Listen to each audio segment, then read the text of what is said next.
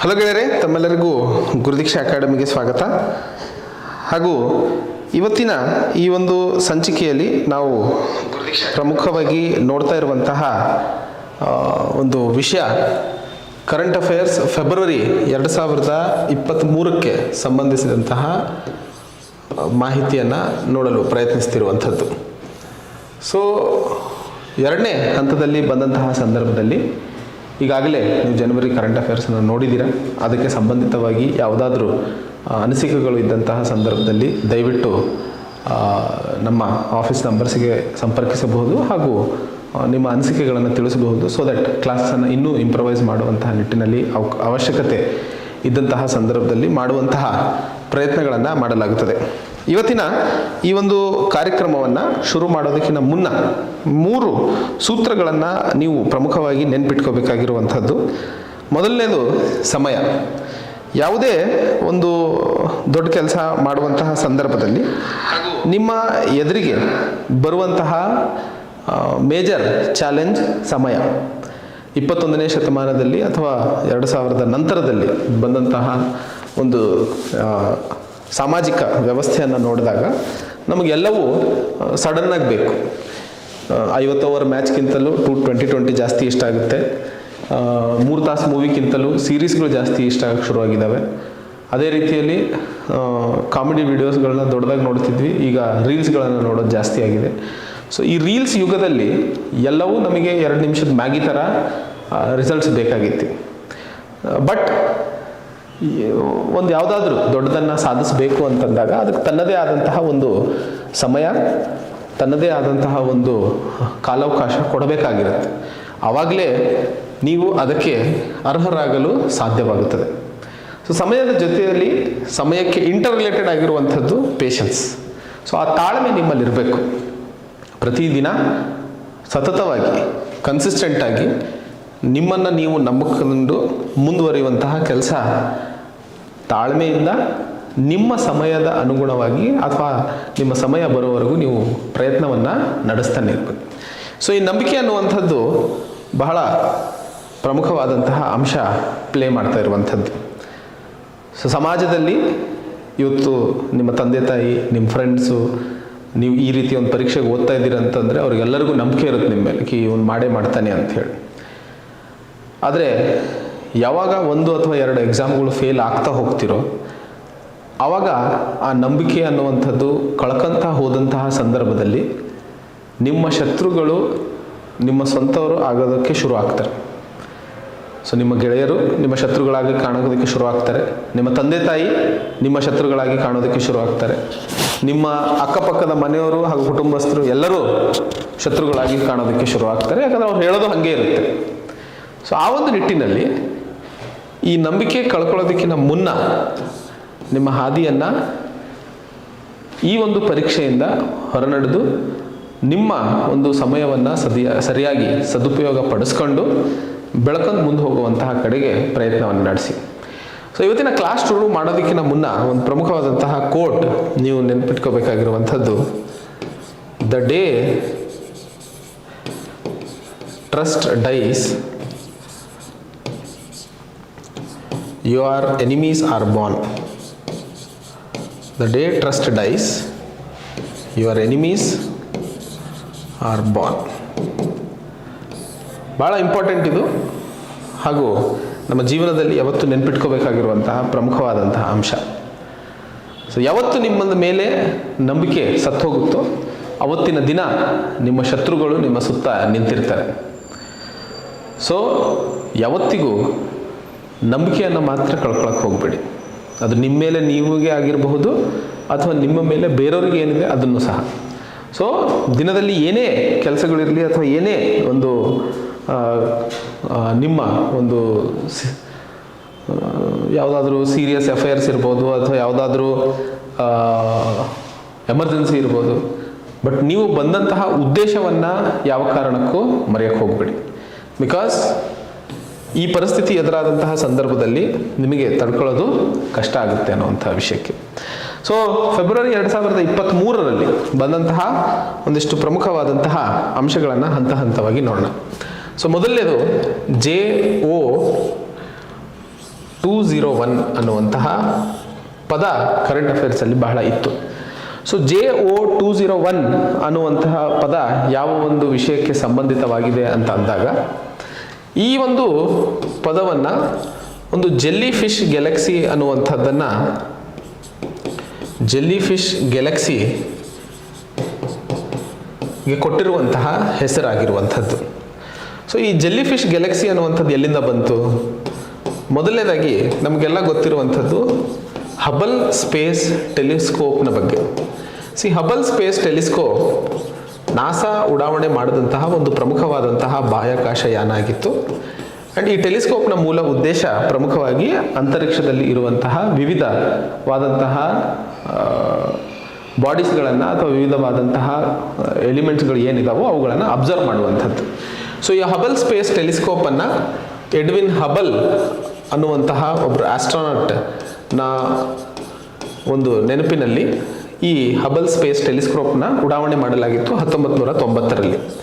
1990ರಲ್ಲಿ ಈ ಒಂದು Hubble space ಟೆಲಿಸ್ಕೋಪನ್ನು low earth ಆರ್ಬಿಟ್ನಲ್ಲಿ ಇರಿಸಲಾಗಿತ್ತು.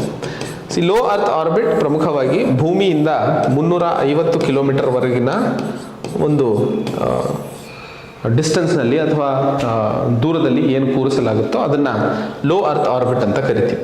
ಸೊ ಈ ಲೋ ಅರ್ತ್ ಆರ್ಬಿಟ್ನಲ್ಲಿ ಬಹಳ ಪ್ರಮುಖವಾಗಿ ಯಾವಾಗಲೂ ಅಬ್ಸರ್ವೇಟರೀಸನ್ನು ಇಡಲಾಗುತ್ತೆ.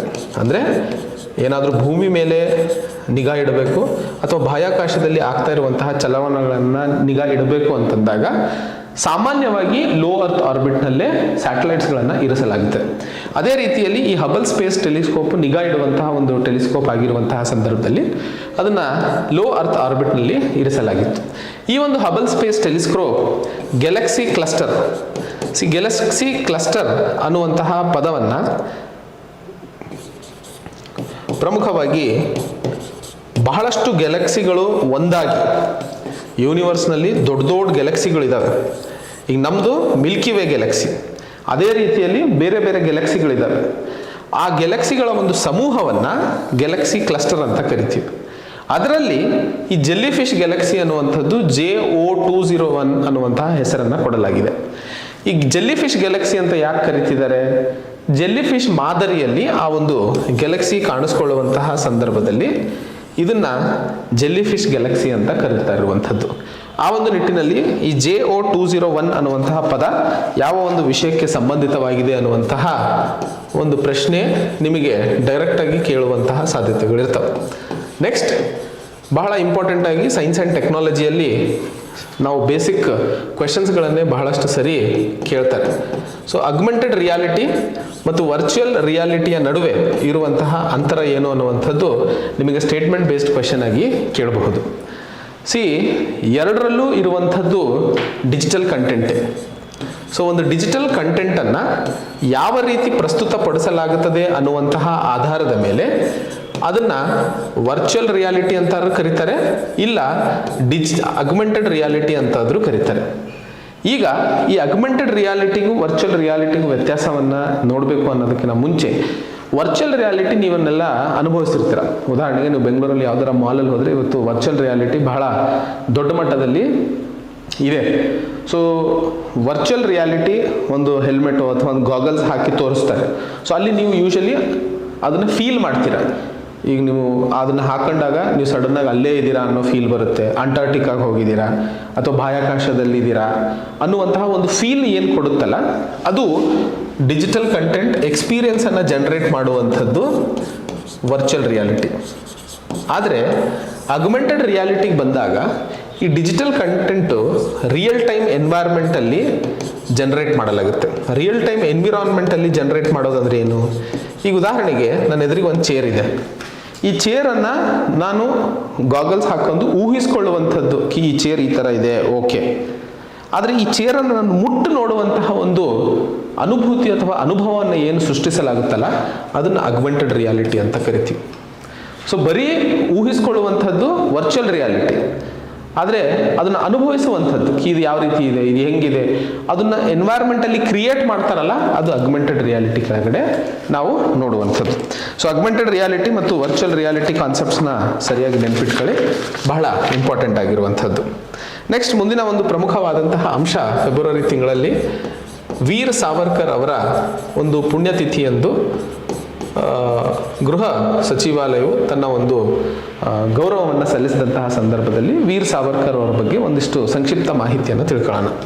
ವೀರ್ ಸಾವರ್ಕರ್ ಅವರು ಮಹಾರಾಷ್ಟ್ರದ ನಾಸಿಕ್ ಜಿಲ್ಲೆಯಲ್ಲಿ 1883ರಲ್ಲಿ ಜನಿಸಿದ್ದರು.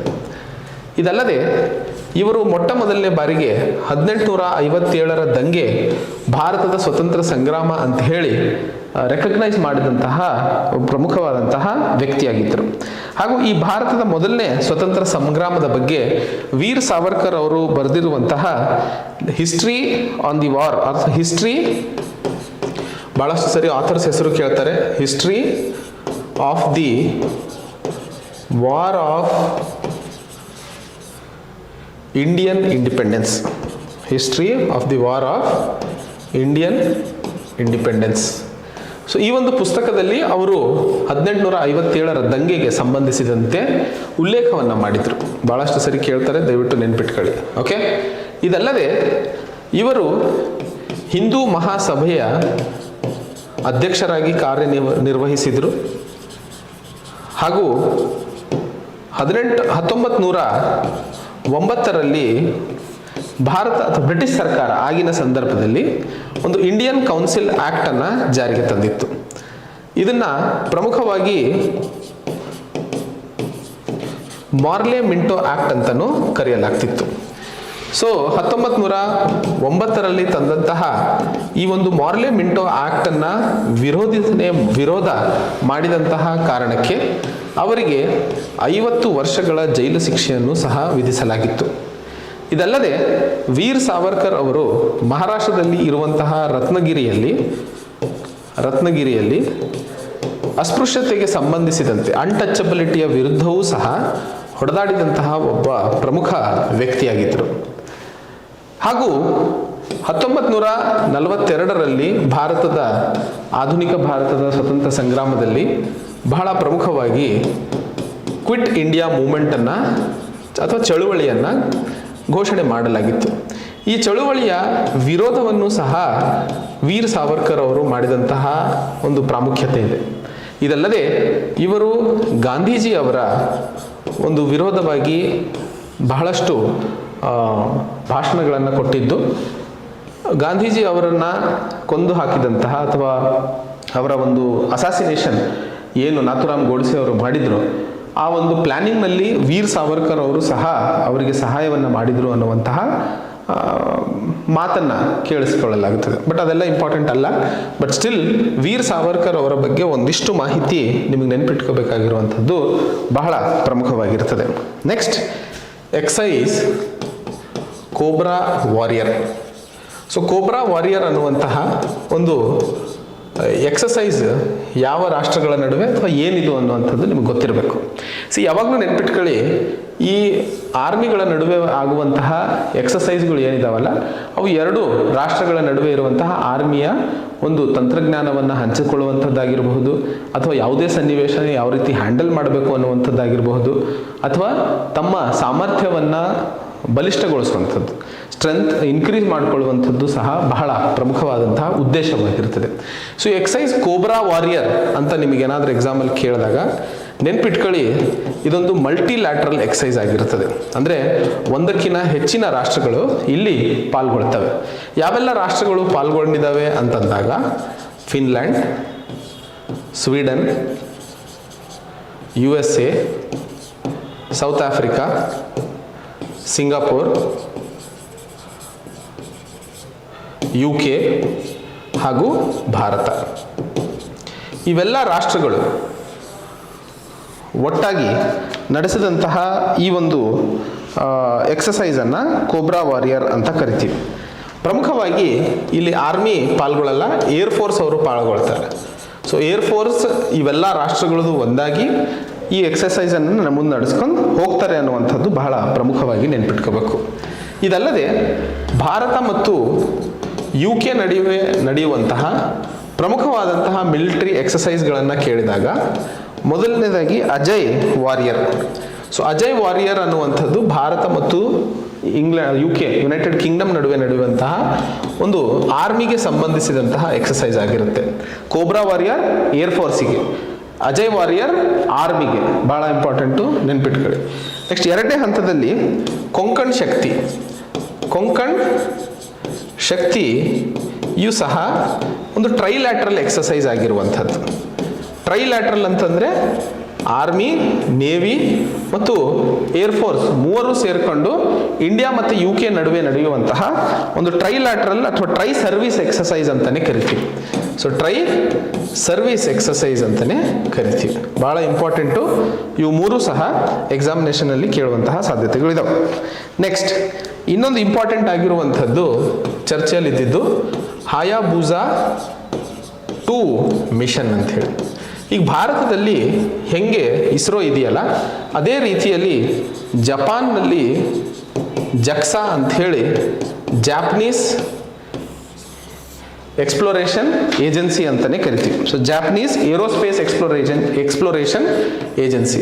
ಒಂದೊಂದ್ಸರಿ ಫುಲ್ ಫಾರ್ಮ್ ಕೇಳ್ತಾರೆ, ಸೊ ಅಟ್ಲೀಸ್ಟು ನೀವು ನೆನ್ಪಿಟ್ಕೊಳ್ಳಿ, ಜಾಪನೀಸ್ ಏರೋಸ್ಪೇಸ್ ಎಕ್ಸ್ಪ್ಲೋರೇಷನ್ ಏಜೆನ್ಸಿ.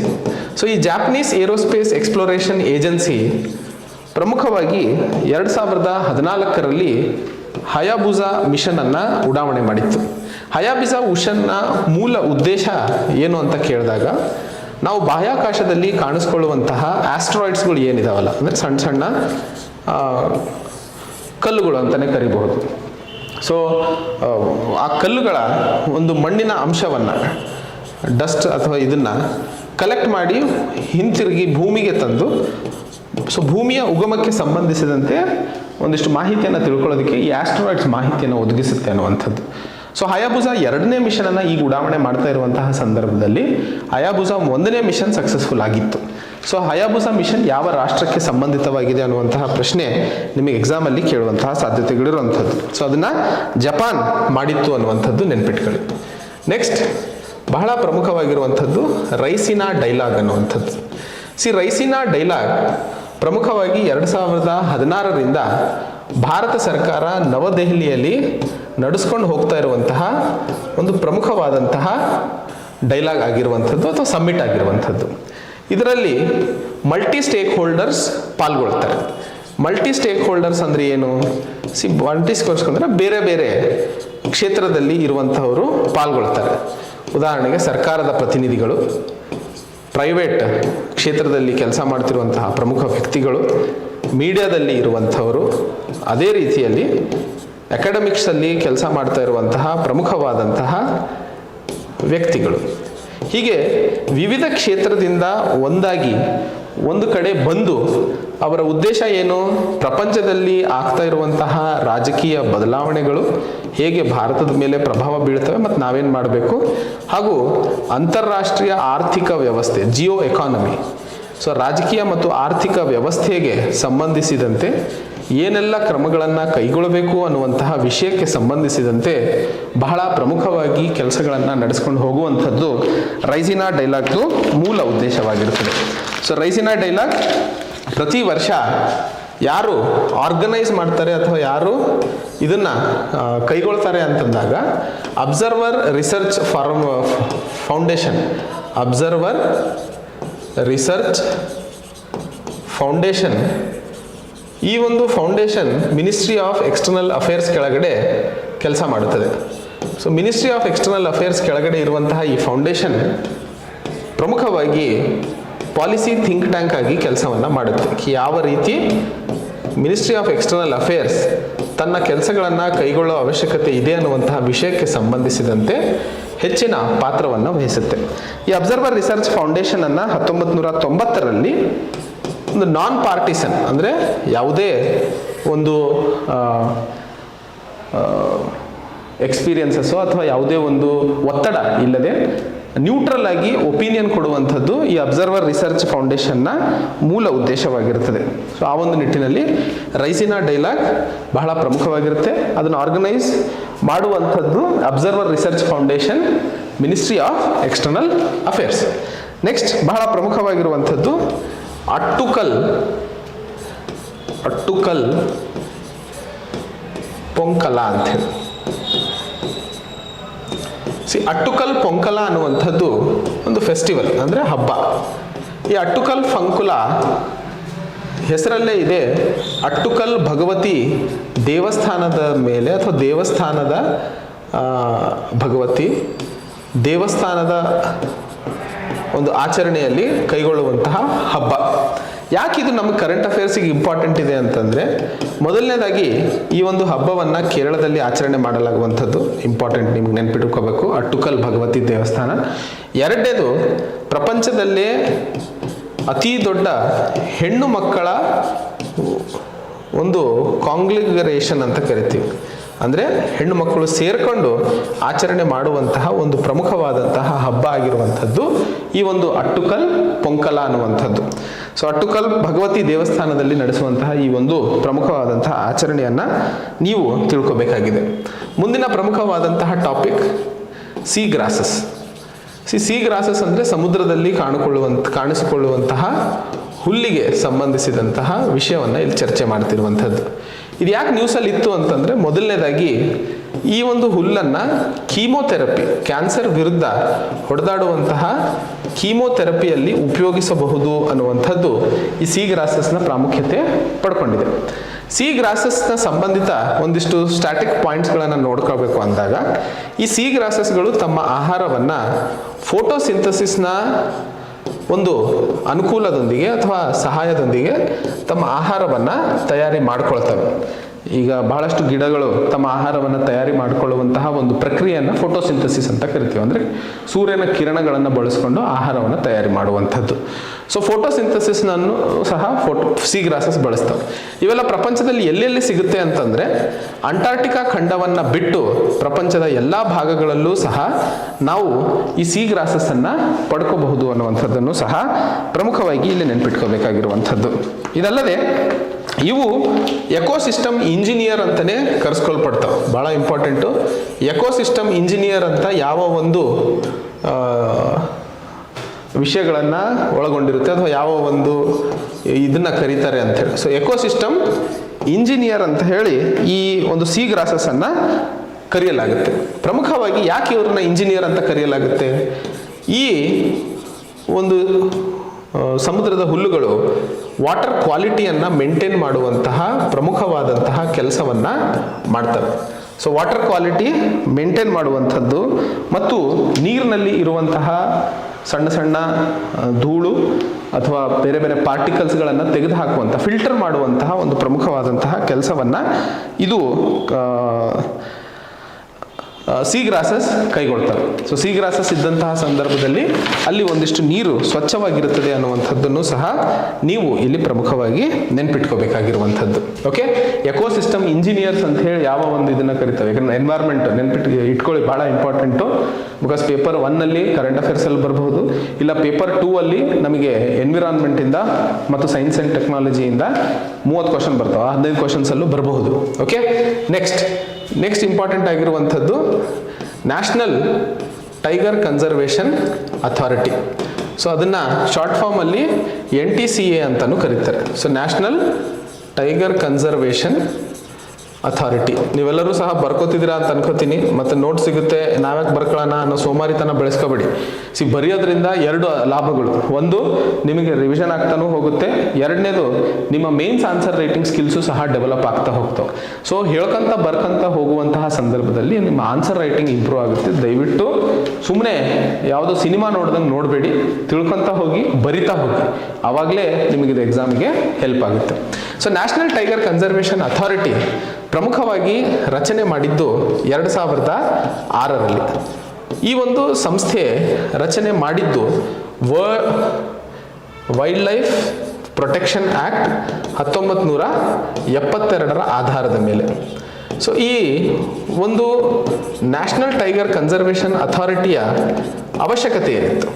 ನಿಮಗೆಲ್ಲ ಗೊತ್ತಿರೋ ಹಾಗೆ ದೇಶದಲ್ಲಿ ಹುಲಿಗಳ ಸಂರಕ್ಷಣೆಗೆ ಸಂಬಂಧಿಸಿದಂತೆ 1973ರಲ್ಲಿ ಪ್ರಾಜೆಕ್ಟ್ ಟೈಗರ್ ಅನ್ನುವಂತಹ ಒಂದು ಕಾರ್ಯಕ್ರಮವನ್ನು ಜಾರಿಗೆ ತರಲಾಗಿತ್ತು.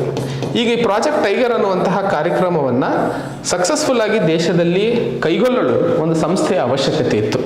ಅದಕ್ಕೋಸ್ಕರ ಈ NTCA ಜಾರಿಗೆ ತರಲಾಯಿತು. ಈ ಒಂದು ನ್ಯಾಷನಲ್ ಟೈಗರ್ ಕನ್ಸರ್ವೇಷನ್ ಅಥಾರಿಟಿಯ ಉದ್ದೇಶಗಳು ಏನೇನು ಅಂತ ಹೇಳಿದಾಗ, ಮೊದಲನೇದಾಗಿ ಈಗಾಗಲೇ ನಿಮ್ಗೆ ಗೊತ್ತಿರೋ ಹಾಗೆ ಪ್ರಾಜೆಕ್ಟ್ ಟೈಗರ್ ಅನ್ನ ಸಕ್ಸಸ್ಫುಲ್ ಆಗಿ ಇಂಪ್ಲಿಮೆಂಟ್ ಮಾಡುವಂಥದ್ದು, ಹಾಗೂ ಸೆಂಟರ್ ಮತ್ತು ಸ್ಟೇಟ್ನ ನಡುವೆ ಒಂದಿಷ್ಟು ಕೋಆರ್ಡಿನೇಷನ್ ಅನ್ನು ಹೆಚ್ಚಿಸುವಂಥದ್ದು. ಯಾಕಂದ್ರೆ ಈ ಒಂದು ಪ್ರಾಜೆಕ್ಟ್ ಟೈಗರ್ ಏನಿರುದೆಯಲ್ಲ, ಇದೊಂದು ಸೆಂಟ್ರಲಿ ಸ್ಪಾನ್ಸರ್ಡ್ ಸ್ಕೀಮ್ ಆಗಿರ್ತದೆ. ಯಾವಾಗಲೂ ನೆನ್ಪಿಟ್ಕೊಳ್ಳಿ, ಸ್ಪಾನ್ಸರ್ಡ್ ಅಂತ ಎಲ್ಲಿ ಹೆಸರು ಬರುತ್ತೋ ಅಲ್ಲಿ ಕೇಂದ್ರ ಮತ್ತು ರಾಜ್ಯ ಸರ್ಕಾರ ಇಬ್ಬರೂ ಸಹ ದುಡ್ಡು ಹಾಕಬೇಕು. ಆದರೆ ಸೆಂಟ್ರಲ್ ಸೆಕ್ಟರ್ ಸ್ಕೀಮ್ ಅಂತಂದಾಗ ಬರೀ ಕೇಂದ್ರ ಸರ್ಕಾರ ಅಷ್ಟೇ ದುಡ್ಡನ್ನು ಹಾಕುತ್ತೆ. ಈಗ ಈ ಪ್ರಾಜೆಕ್ಟ್ ಟೈಗರ್ ಅನ್ನುವಂಥದ್ದು ಸೆಂಟ್ರಲಿ ಸ್ಪಾನ್ಸರ್ಡ್ ಸ್ಕೀಮ್ ಆಗಿರುವಂತಹ ಸಂದರ್ಭದಲ್ಲಿ ಕೇಂದ್ರ ಸರ್ಕಾರ ರಾಜ್ಯ ಸರ್ಕಾರಗಳಿಗೆ ಅನುದಾನವನ್ನು ಬಿಡುಗಡೆ ಮಾಡುತ್ತೆ. ರಾಜ್ಯ ಸರ್ಕಾರಗಳು ತಮ್ಮ ರಾಜ್ಯದಲ್ಲಿ ಇರುವಂತಹ ಹುಲಿಗಳನ್ನು ತನ್ನ ಪ್ರದೇಶದಲ್ಲಿ, ಈಗ ಹುಲಿಗಳು ಕಾಡಲ್ಲಿದ್ದಾವ, ಕಾಡಲ್ಲಿ ಅದನ್ನು ಸಂರಕ್ಷಣೆ ಮಾಡಬೇಕು, ಮತ್ತೆ ಎತ್ಕೊಂಡು ಹೋಗಿ ಎಲ್ಲೋ ಮನೇಲಿ ಕಟ್ಟಕ್ಕಾಗಲ್ಲ. ಸೊ ಇನ್ ಸಿಚು ಕನ್ಸರ್ವೇಷನ್ ಅಂತಾನೆ ಕರಿತೀವಿ. ನೀವು ಎಕಾನಮಿ ಅಥವಾ ಎನ್ವಿರಾನ್ಮೆಂಟ್ ಓದಬೇಕಾದ್ರೆ ಕನ್ಸರ್ವೇಷನ್ ಅಥವಾ ಸಂರಕ್ಷಣೆಗೆ ಸಂಬಂಧಿಸಿದಂತೆ ಎರಡು ವಿಧಗಳಿದಾವೆ. ಮೊದಲನೇದು ಇನ್ ಸಿಚು ಅಂತ ಕರಿತೀವಿ, ಅಂದ್ರೆ ಅವು ಎಲ್ಲಿದ್ದಾವೆ ಅಲ್ಲೇ ಸಂರಕ್ಷಣೆ ಮಾಡುವಂಥದ್ದು. ಕಾಡಲ್ಲಿದ್ರೆ ಕಾಡಲ್ಲಿ, ಬಯೋಸ್ಫಿಯರ್ ರಿಸರ್ವ್ ಅಲ್ಲಿ ಇದ್ರೆ ಬಯೋಸ್ಫಿಯರ್ ರಿಸರ್ವ್ ಅಲ್ಲಿ, ಎಲ್ಲಿರ್ತಾವೋ ಅಲ್ಲಿ. ಮತ್ತು ಇನ್ನೊಂದು ಎಕ್ಸ್ ಸಿಚು ಕನ್ಸರ್ವೇಷನ್ ಅಂತ ಕರಿತೀವಿ. ಯೂಶಲಿ ಇಲ್ಲಿ ಝೂಗಳನ್ನು ನಾವು ನೋಡುವಂಥದ್ದು. ಸೊ ಝೂಗಳಲ್ಲಿ ಪ್ರಾಣಿಗಳನ್ನು ಒಯ್ದು ಸಂರಕ್ಷಣೆ ಮಾಡುವಂಥದ್ದನ್ನ ಎಕ್ಸ್ ಸಿಚು ಅಂತ ಕರಿತೀವಿ. ಸೊ ಇನ್ ಸಿಚು ಕನ್ಸರ್ವೇಷನ್ ಮಾಡುವಂತಹ ಕಡೆಗೆ ಈ ಒಂದು ಕೇಂದ್ರ ಸರ್ಕಾರ ಅನುದಾನವನ್ನ ಒದಗಿಸ್ತಾ ಇರುವಂಥದ್ದು. ಒಟ್ಟಾರೆ ಮೂರನೇ ಹಂತದಲ್ಲಿ ಇದರ ಪ್ರಮುಖ ಉದ್ದೇಶ ಈ ಹುಲಿ ಪ್ರದೇಶಗಳಲ್ಲಿ ಬದುಕ್ತಾ ಇರುವಂತಹ ಜನರ ಒಂದು ಜೀವನವನ್ನು ಸಹ ಸರಿಪಡಿಸುವಂಥದ್ದು ಮತ್ತು ಅವರಿಗೆ ಅರ್ಥ ಮಾಡಿಸುವಂಥದ್ದು ಸಹ ಈ ಒಂದು ನ್ಯಾಷನಲ್ ಟೈಗರ್ ಕನ್ಸರ್ವೇಷನ್ ಅಥಾರಿಟಿಯ ಮೂಲ ಉದ್ದೇಶವಾಗಿರುತ್ತದೆ ಅನ್ನುವಂಥದ್ದು ಪ್ರಮುಖವಾಗಿ ನೆನ್ಪಿಟ್ಕೋಬೇಕಾಗಿರುವಂಥದ್ದು. ಈ ನ್ಯಾಷನಲ್ ಟೈಗರ್ ಕನ್ಸರ್ವೇಷನ್ ಅಥಾರಿಟಿ ನಿಮಗೆಲ್ಲ ಇನ್ನೊಂದು ಪ್ರಮುಖವಾಗಿ ಗೊತ್ತಿರಬೇಕಾಗಿರುವಂಥದ್ದು ಮಿನಿಸ್ಟ್ರಿ ಆಫ್ ಎನ್ವಿರಾನ್ಮೆಂಟ್, ಫಾರೆಸ್ಟ್ ಮತ್ತು ಕ್ಲೈಮೇಟ್ ಚೇಂಜ್ನ ಅಡಿಯಲ್ಲಿ ರಚನೆ ಆದಂತಹ ಒಂದು ಸ್ಟ್ಯಾಟ್ಯೂಟರಿ ಸಂಸ್ಥೆ. ಯಾಕಂದ್ರೆ ಕಾನೂನಾತ್ಮಕವಾಗಿ ರಚನೆ ಆಗಿರುವಂತಹ ಸಂಸ್ಥೆ ಇದು, ಯಾವುದೇ ಎಕ್ಸಿಕ್ಯೂಟಿವ್ ಆರ್ಡರ್ ಮೇಲೆ ಆಗಿಲ್ಲ. ಸೊ ಸ್ಟ್ಯಾಟ್ಯೂಟರಿ ಸಂಸ್ಥೆ ಆಗಿರುತ್ತದೆ ಅನ್ನುವಂಥದ್ದನ್ನು ಸಹ ಬಹಳ ಪ್ರಮುಖವಾಗಿ ನೀವಿಲ್ಲಿ ನೆನ್ಪಿಟ್ಕೋಬೇಕಾಗಿರುವಂಥದ್ದು. ನೆಕ್ಸ್ಟ್ ಪ್ರಮುಖವಾದಂತಹ ವಿಷಯ ಪಿಂಕ್ ಬಾಲ್ವರ್ಮ್. ಪಿಂಕ್ ಬಾಲ್ವರ್ಮ್ ಅನ್ನುವಂಥದ್ದು ನೀವು ಯಾವ ವಿಷಯಕ್ಕೆ ಸಂಬಂಧಿತವಾಗಿ ಈ ಒಂದು ಪದವನ್ನು ಕೇಳಿರ್ತೀರಾ ಅಂತ ಎಕ್ಸಾಮಾಗಿ ಕೇಳಬಹುದು. ಈ ಪದವನ್ನು ಬಹಳ ಪ್ರಮುಖವಾಗಿ ಹತ್ತಿ ಬೆಳೆಗೆ ಸಂಬಂಧಿಸಿದಂತೆ ಕೇಳಿರ್ತೀವಿ. ಸೊ ಬಹಳಷ್ಟು ಸರಿ ಮಹಾರಾಷ್ಟ್ರ ಮತ್ತು ಗುಜರಾತ್ ಭಾಗಗಳಲ್ಲಿ ಹತ್ತಿ ಬೆಳೆಯುವಂತಹ ರೈತರು ಈ ಪಿಂಕ್ ಬಾಲ್ವರ್ಮ್ ಅನ್ನುವಂತಹ ಪೆಸ್ಟ್ಗಳು ಅಥವಾ ಹುಳಗಳು ಹತ್ತೋದ್ರಿಂದ ಬೆಳೆ ನಾಶ ಆಗಿರುವಂತಹ ಸನ್ನಿವೇಶಗಳನ್ನು ನೋಡಿದ್ವಿ. ಇವತ್ತಿನ ಸಂದರ್ಭದಲ್ಲಿ ಇದು ಯಾಕೆ ನ್ಯೂಸಲ್ಲಿ ಇತ್ತು ಅಂತಂದ್ರೆ, genetic engineering appraisal committee genetically modified crops ಅಥವಾ ಜೆನೆಟಿಕಲಿ ಮಾಡಿಫೈಡ್ ಅಂತಂದ್ರೆ ಈ ಹತ್ತಿಯ ಬೆಳೆಯನ್ನ ಜೀನ್ಸ್ನ ಬದಲಾವಣೆ ಮಾಡಿ ಈ ಒಂದು ಪಿಂಕ್ ಬಾಲ್ವರ್ಮ್ ಹುಳಗಳ ವಿರುದ್ಧ ಹೊಡೆದಾಡುವಂತಹ ಅಥವಾ ರೋಗ ನಿರೋಧಕ ಶಕ್ತಿಯನ್ನ ಬೆಳೆಸ್ಕೊಳ್ತವೆ. ಸೊ ಈ ಯಾವುದೇ ಜೆನೆಟಿಕ್ಸ್ ಬದಲಾವಣೆ ಮಾಡ್ತಾ ಇರುವಂತಹ ಬೆಳೆಗಳು ಯಾವ್ದು ಇರ್ತಾವಲ್ಲ, ಅವುಗಳು ಈ ಜೆನೆಟಿಕ್ ಇಂಜಿನಿಯರಿಂಗ್ ಅಪ್ರೈಸಲ್ ಕಮಿಟಿಯಿಂದ ಮನ್ನಣೆ ಪಡ್ಕೋಬೇಕಾಗಿರ್ತದೆ. ಜೆನೆಟಿಕ್ ಇಂಜಿನಿಯರಿಂಗ್ ಅಪ್ರೈಸಲ್ ಕಮಿಟಿ ದೇಶದಲ್ಲಿ ಒಂದು ಅಪೆಕ್ಸ್ ಸಮಿತಿ ಆಗಿರುವಂಥದ್ದು. ಪ್ರಮುಖವಾಗಿ ಜೆನೆಟಿಕ್ ಅಪ್ರೈಸಲ್ ಕಮಿಟಿ ಪ್ರಮುಖವಾಗಿ ದೇಶದಲ್ಲಿ ಜೆನೆಟಿಕ್ ಇಂಜಿನಿಯರಿಂಗ್ಗೆ ಸಂಬಂಧಿಸಿದಂತಹ ಪ್ರಮುಖವಾದಂತಹ ಸಂಸ್ಥೆಯಾಗಿರುತ್ತದೆ. ಸೊ ಈ ಜೆನೆಟಿಕ್ ಇಂಜಿನಿಯರಿಂಗ್ ಅಪ್ರೈಸಲ್ ಕಮಿಟಿ ಈ ಬೆಳೆಗಳಿಗೆ ಮನ್ನಣೆ ಕೊಟ್ಟಿರುವಂತಹ ಸಂದರ್ಭದಲ್ಲಿ ಈ ಪಿಂಕ್ ಬಾಲ್ವರ್ಮ್ ಅನ್ನುವಂಥದ್ದು ಬಹಳ ಚರ್ಚೆಯಲ್ಲಿದ್ದಂಥದ್ದು. ನೆಕ್ಸ್ಟ್ ಮುಂದಿನ ಒಂದು ಪ್ರಮುಖವಾದಂತಹದ್ದು ಮಲಬಾರ್ ಟ್ರೀ ಟೋಡ್ ಅನ್ನುವಂಥದ್ದು. ಸೊ ಮಲಬಾರ್ ಟ್ರೀ ಟೋಡ್ ಒಂದು ಕಪ್ಪೆ ಆಗಿರುತ್ತದೆ. ಇದು ಈ ಟ್ರೀ ಟೋಡ್ ಅನ್ನುವಂಥದ್ದು ನಿಮಗೆ ಏನಾದರೂ ಇದ್ರದ್ದು ಚಿತ್ರ, ಯಾಕಂದರೆ ಕೆಲವೊಂದ್ಸರಿ ಚಿತ್ರಗಳು ನೋಡಿದರೆ ಬಹಳ ನೆನಪಿರುವಂಥದ್ದು ಜಾಸ್ತಿ ಆಗುತ್ತೆ. ಸೊ ಮಲಬಾರ್ ಟ್ರೀ ಟೋಡ್ ನಿಮಗೆ ನೆನಪಿರೋದಕ್ಕೋಸ್ಕರ ತೆಗಿತಾ ಇದ್ದೀನಿ. ಸೊ ಇವು ಮಲಬಾರ್ ಟ್ರೀ ಟೋಡ್ ಅಂತ ಕರಿತೀವಿ. ಸೊ ಮಲಬಾರ್ ಟ್ರೀ ಟೋಡ್ ಅನ್ನುವಂಥದ್ದು ಒಂದು ಕಪ್ಪೆ. ಈ ಕಪ್ಪೆ ಮಲಬಾರ್ ಅನ್ನುವಂತಹ ಹೆಸರನ್ನ ನೋಡಿದಾಗ ನಿಮಗೆಲ್ಲ ಗೊತ್ತಾಗಬೇಕಾಗಿರುವಂಥದ್ದು ಇದು ನಮಗೆ ಯೂಶಲಿ ವೆಸ್ಟರ್ನ್ ಘಾಟ್ಸ್ ಅಲ್ಲಿ ಕಾಣಿಸ್ಕೊಳ್ಳುತ್ತೆ ಅನ್ನುವಂಥದ್ದು ನೆನ್ಪಿಟ್ಕೋಬೇಕು, ಮೊದಲನೇದು. ಎರಡನೇದು, ಪ್ರಮುಖವಾಗಿ ಈ ಮಲಬಾರ್ ಟ್ರೀ ಟೋಡ್ ಅನ್ನುವಂತಹ ಕಪ್ಪೆ ಸಿಕ್ಕಿರುವಂಥದ್ದು ಮೊಲ್ಲೆಮ್ ನ್ಯಾಷನಲ್ ಪಾರ್ಕ್ನಲ್ಲಿ. Mollem National Park. So Mollem National Park ಯಾವ ಒಂದು ರಾಜ್ಯದಲ್ಲಿದೆ ಅನ್ನುವಂತಹ ಪ್ರಶ್ನೆಯೂ ಸಹ ನಿಮಗೆ ಎಕ್ಸಾಮಲ್ಲಿ ಕೇಳಬಹುದು. ಸೊ ಈ ಮಲ್ಯಂ ನ್ಯಾಷನಲ್ ಪಾರ್ಕ್ ಗೋವಾದಲ್ಲಿದೆ. ಕರ್ನಾಟಕ ಮತ್ತು ಗೋವಾ ನಡುವೆ ಬಾರ್ಡರ್ ಅಲ್ಲಿ ಈ ಒಂದು ಮಲ್ಯಂ ನ್ಯಾಷನಲ್ ಪಾರ್ಕ್ ಅನ್ನು ನಾವು ಕಾಣಿಸ್ಕೊಳ್ತೀವಿ. ಈ ಒಂದು ಮಲ್ಯಂ ನ IUCN ಸ್ಟೇಟಸ್ ಏನು ಅಂತ ಕೇಳಿದ್ರೆ endangered. C international union for conservation of nature ಈ IUCN ನ ಫುಲ್ ಫಾರ್ಮ್ ಆಗಿರುತ್ತದೆ.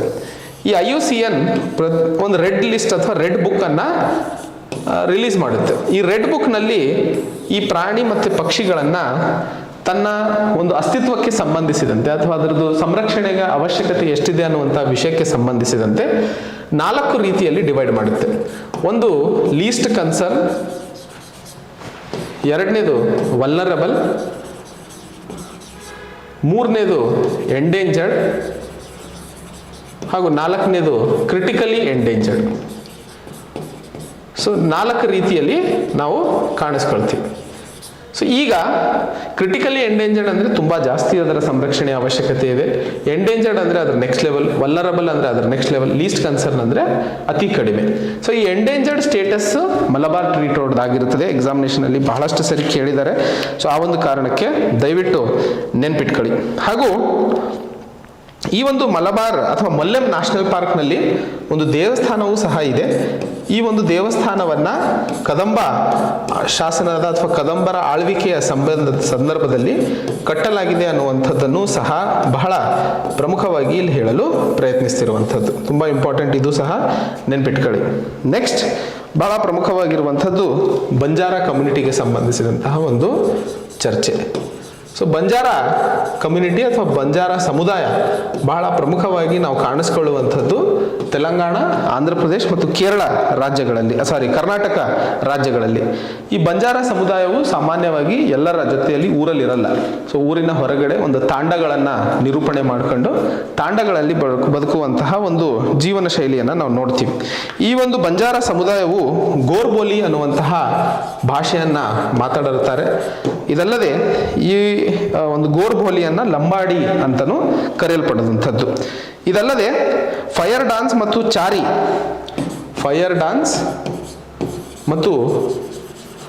ಚಾರಿ ಅನ್ನುವಂಥದ್ದು ಲಂಬಾಣಿ ಅಥವಾ ಬಂಜಾರ ಸಮುದಾಯದ ಒಂದು ಡಾನ್ಸ್ ಫಾರ್ಮ್ ಆಗಿರುತ್ತದೆ ಅನ್ನುವಂಥದ್ದು. ಆ್ಯಂಡ್ ಬಂಜಾರ ಸಮುದಾಯಕ್ಕೆ ಸಂಬಂಧಿಸಿದಂತೆ ಯಾವಾಗ ಮಾತಾಡಿದ್ರು ನಾವು ಸಂತ್ ಸೇವಾಲಾಲ್ ಅವರ ಬಗ್ಗೆ ತಿಳ್ಕೋಬೇಕು.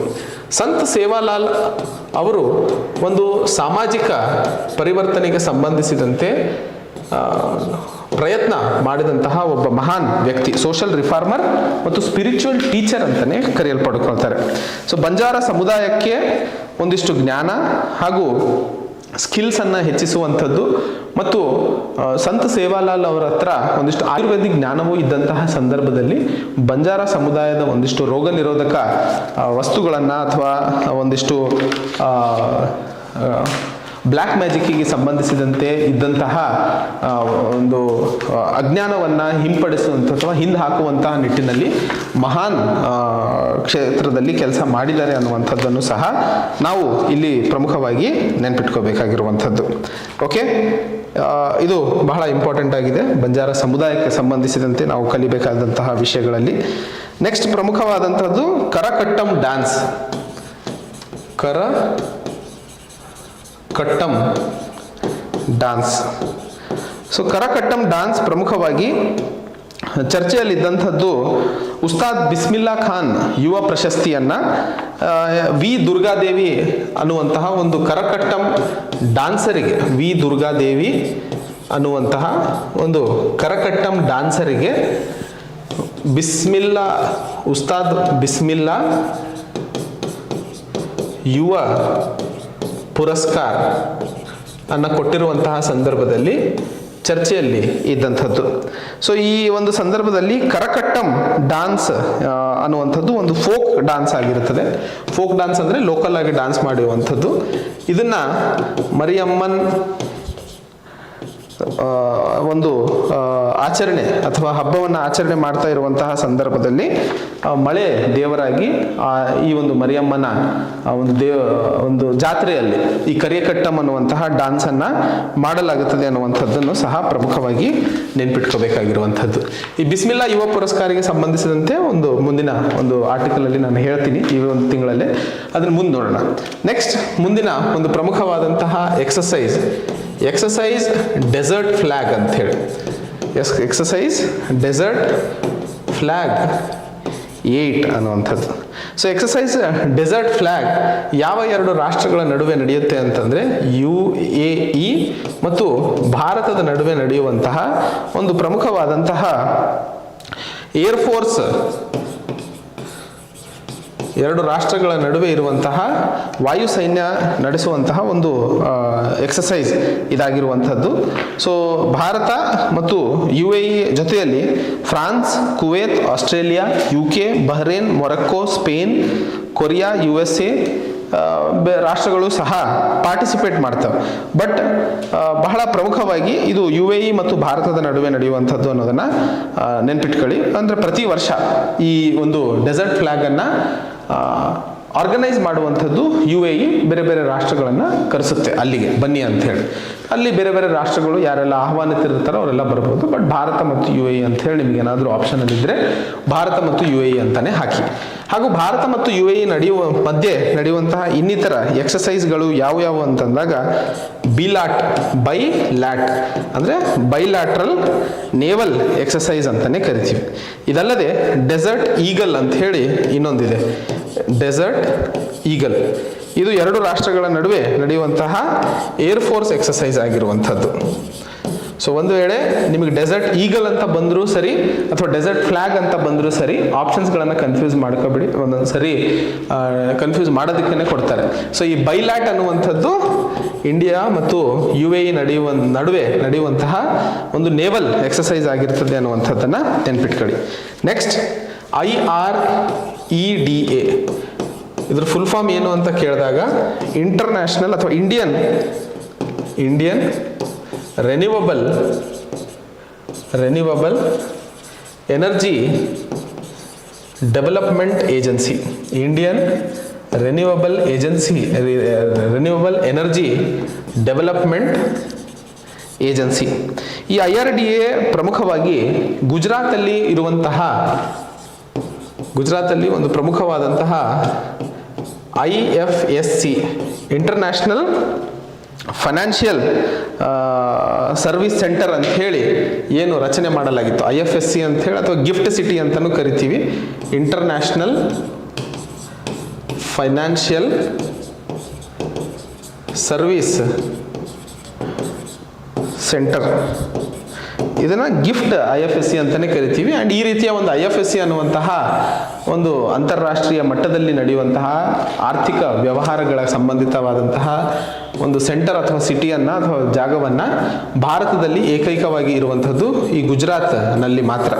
ಸೊ ಈಗ ಈ ಒಂದು ಗಿಫ್ಟ್ ಸಿಟಿಯಲ್ಲಿ ಈ ಇಂಡಿಯನ್ ರೆನ್ಯೂವಬಲ್ ಎನರ್ಜಿ ಡೆವಲಪ್ಮೆಂಟ್ ಏಜೆನ್ಸಿಯನ್ನು ರಚನೆ ಮಾಡ್ತಾ ಇರುವಂಥದ್ದು ministry of new and renewable energy ಕೆಳಗಡೆ. So ministry of new and renewable energy ಕೆಳಗಡೆ ತರ್ತಾ ಇರುವಂತಹ ಈ ಒಂದು ಡೆವಲಪ್ಮೆಂಟ್ ಏಜೆನ್ಸಿಯ ಮೂಲ ಉದ್ದೇಶ ರಿನ್ಯೂವಬಲ್ ಏಜೆನ್ಸಿಗೆ ಬೇಕಾದಂತಹ ಆರ್ಥಿಕವಾದಂತಹ ಒಂದು ಸವಲತ್ತಿನ ಅವಶ್ಯಕತೆ ಏನಿದೆಯೋ ಅದನ್ನು ಜೋಡಣೆ ಮಾಡುವಂಥದ್ದು ಈ ಇಂಡಿಯನ್ ರಿನ್ಯೂವಬಲ್ ಎನರ್ಜಿ ಡೆವಲಪ್ಮೆಂಟ್ ಏಜೆನ್ಸಿಯ ಒಂದು ಪ್ರಮುಖವಾದಂತಹ ಕೆಲಸವಾಗಿರುತ್ತದೆ. ಸೊ ದೇಶದಲ್ಲಿ ನಡೆಯುವಂತಹ ರಿನ್ಯೂವಬಲ್ ಪ್ರಾಜೆಕ್ಟ್ಸ್ಗೆ ಬೇಕಾದಂತಹ ಫೈನಾನ್ಸಿಂಗಿಗೆ ಸಂಬಂಧಿಸಿದಂತೆ ಕೆಲಸವನ್ನು ಮಾಡುವಂಥದ್ದು ಈ ಒಂದು IREDA ಮೂಲ ಉದ್ದೇಶವಾಗಿರುತ್ತದೆ. ಓಕೆ, ಬಹಳ ಇಂಪಾರ್ಟೆಂಟು ಇದು ಎಕ್ಸಾಮ್ ಪಾಯಿಂಟ್ ಆಫ್ ವ್ಯೂ ಅಲ್ಲಿ ನೆನ್ಪಿಟ್ಕೊಳ್ಳಿ. ನೆಕ್ಸ್ಟ್, ಈಗ IFSC ಅಥವಾ ಇಂಟರ್ನ್ಯಾಷನಲ್ ಫೈನಾನ್ಷಿಯಲ್ ಸರ್ವಿಸ್ ಸೆಂಟರ್ ಅಂತ ಏನು ಹೇಳಿದ್ನಲ್ಲ, ಈ ಒಂದು ಸಂಸ್ಥೆಯನ್ನು 2019ರಲ್ಲಿ ಪ್ರಮುಖವಾಗಿ ಗುಜರಾತ್ನ ಈ ಒಂದು ಗಿಫ್ಟ್ ಸಿಟಿ ಅಲ್ಲಿ ರಚನೆ ಮಾಡಲಾಗಿತ್ತು. ಪ್ರಮುಖವಾಗಿ ಈ ಒಂದು ಸಂಸ್ಥೆಯು ಅಂತಾರಾಷ್ಟ್ರೀಯ ವ್ಯಾಪಾರ ಮತ್ತು ವ್ಯವಹಾರಗಳಿಗೆ ಸಂಬಂಧಿಸಿದಂತೆ ಕೆಲಸವನ್ನು ಮಾಡುತ್ತೆ ಅನ್ನುವಂಥದ್ದು ಬಹಳ ಪ್ರಮುಖವಾಗಿ ನೆನ್ಪಿಟ್ಕೋಬೇಕಾಗಿರುವಂತಹ ವಿಷಯವಾಗಿರುತ್ತದೆ. Next, mad cow disease. Mad cow disease. Mad cow disease ಅನ್ನುವಂಥದ್ದು ಪ್ರಮುಖವಾಗಿ ಬ್ರೆಜಿಲ್ ರಾಷ್ಟ್ರವು ತನ್ನ ಒಂದು ಬೀಫನ್ನು ಚೈನಾಗೆ ಏನು ಎಕ್ಸ್ಪೋರ್ಟ್ ಮಾಡ್ತಾ ಇತ್ತೋ ಈ ಒಂದು ಮ್ಯಾಡ್ ಕೌ ಅನ್ನುವಂತಹ ಒಂದು ರೋಗ ಕಂಡಂತಹ ಸಂದರ್ಭದಲ್ಲಿ ನ್ಯೂಸಲ್ಲಿತ್ತು. ಈ ಮ್ಯಾಡ್ ಕೌ ಅನ್ನುವಂಥದ್ದು ಪ್ರಮುಖವಾಗಿ ಇದಕ್ಕೆ ಇನ್ನೊಂದು ಹೆಸರು bovine ಸ್ಪಾಂಜಿಫಾರ್ಮ್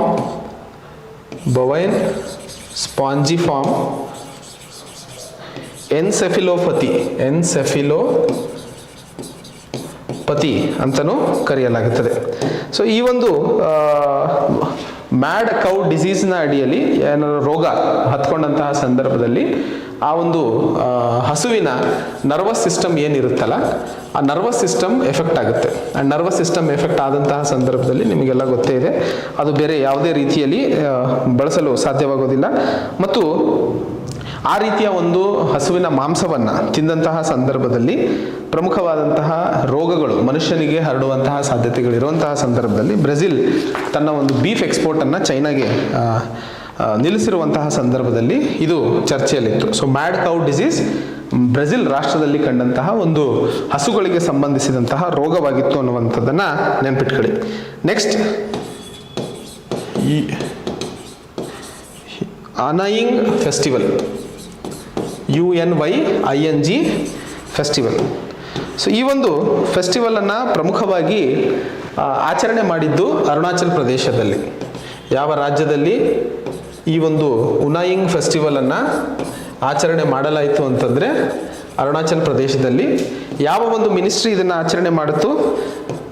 ministry of ports, shipping and waterways ಈ ಒಂದು ಉನಾಯಿಂಗ್ ಫೆಸ್ಟಿವಲ್ನಲ್ಲಿ ಪಾಲ್ಗೊಂಡಿದ್ದರು. ಉನಾಯಿಂಗ್ ಫೆಸ್ಟಿವಲ್ ಪ್ರಮುಖವಾಗಿ ಪ್ರತಿ ವರ್ಷ ಈ ಬೆಳೆಗಳು ಬೆಳೆಯುವಂತಹ ಸಂದರ್ಭದಲ್ಲಿ ಅಥವಾ ಕಲ್ಟಿವೇಷನ್, ಸೀಸನ್ ಆಫ್ ಕಲ್ಟಿವೇಷನ್ ಅಂತ ಏನು ಕರಿತೀವೋ ಆ ಸಂದರ್ಭದಲ್ಲಿ ಅರುಣಾಚಲ ಪ್ರದೇಶದಲ್ಲಿ ಆಚರಣೆ ಮಾಡುವಂತಹ ಒಂದು ಪ್ರಮುಖವಾದಂತಹ ಹಬ್ಬ ಆಗಿರುವಂಥದ್ದು. ಇದನ್ನು ಪ್ರಮುಖವಾಗಿ ಆದಿ ಸಮುದಾಯದ ಒಂದು ಹೊಸ ವರ್ಷ ಅಂತಲೇ ಕರೀತಾರೆ. ದೇಶದ ವೈವಿಧ್ಯತೆ ನಾವು ಇಲ್ಲಿ ಅರ್ಥ ಮಾಡ್ಕೋಬಹುದು ಎಷ್ಟರ ಮಟ್ಟಿಗಿದೆ ಅಂಥೇಳಿ. ಉನಾಯಿಂಗ್ ಅನ್ನುವಂತಹ ಒಂದು ಹಬ್ಬವನ್ನು ಈ ಅರುಣಾಚಲ ಪ್ರದೇಶದಲ್ಲಿ ಇರುವಂತಹ ಆದಿ ಸಮುದಾಯ ಹೊಸ ವರ್ಷದ ಸಂದರ್ಭದಲ್ಲಿ ಆಚರಣೆ ಮಾಡುವಂಥದ್ದು. ಅದಕ್ಕೆ ಕೇಂದ್ರ ಸಚಿವರು ಪಾಲ್ಗೊಂಡಂತಹ ಸಂದರ್ಭದಲ್ಲಿ ನ್ಯೂಸಲ್ಲಿ ಬಹಳ ದೊಡ್ಡ ಮಟ್ಟದಲ್ಲಿ ಇತ್ತು. Next, Himalayan ಗ್ರಿಫನ್.